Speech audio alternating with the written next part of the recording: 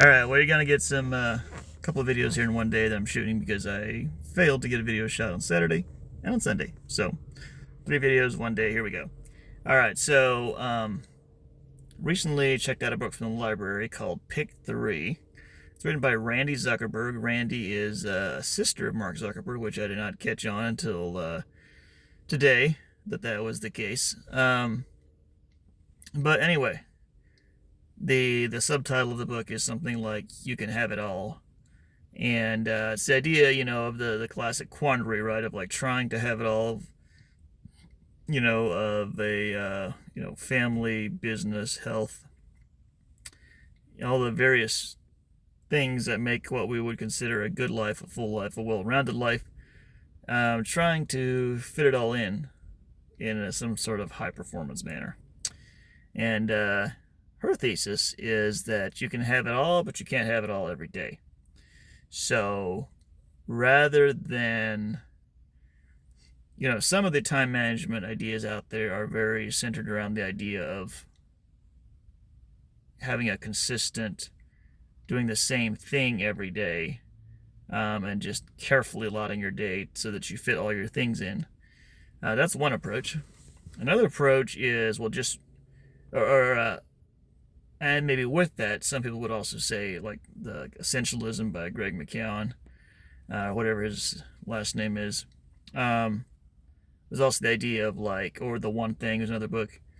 Those books would champion the idea of just focus on, make the number of things that you're pursuing so narrow, so small, that you can fit it in to a daily routine. Or I don't know if they really go into exactly on that side of the implementation, but I think that would be kind of the logical conclusion.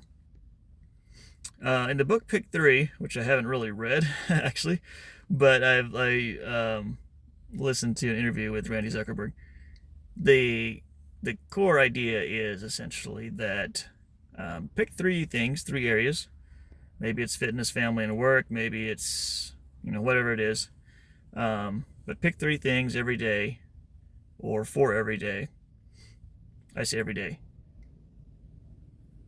In other words, have the expectation that you can do 3 things. Select those 3 things and do them, rather than trying to do, let's say, half a dozen things every day. Well, she introduced the idea of being well lopsided, which I guess she was touring Harvard, and she wanted to get in, but she was, maybe scared she wouldn't. And the admissions person or whoever she was talking to was saying, said that, they look for 2 types of students, basically. They look for well-rounded students, and they look for well-lopsided students. And so I guess the bulk of their students, they would go for the well-rounded, but for a certain percentage or whatever, they wanted to have well-lopsided people. So these are people who are, really wildly passionate and focused about a specific area, I guess. And so that's kind of an interesting idea, the well-lopsided idea. And the whole idea of picking 3, I've not really fleshed out exactly if I like that idea for myself and whether I will implement it. But it does make sense to me that it's smart to not always try to do everything every single day. That, I think, does make sense. I think partly because, or why it could make sense, is that sometimes bigger blocks of time, some things just require bigger blocks of time, I think, to be effective.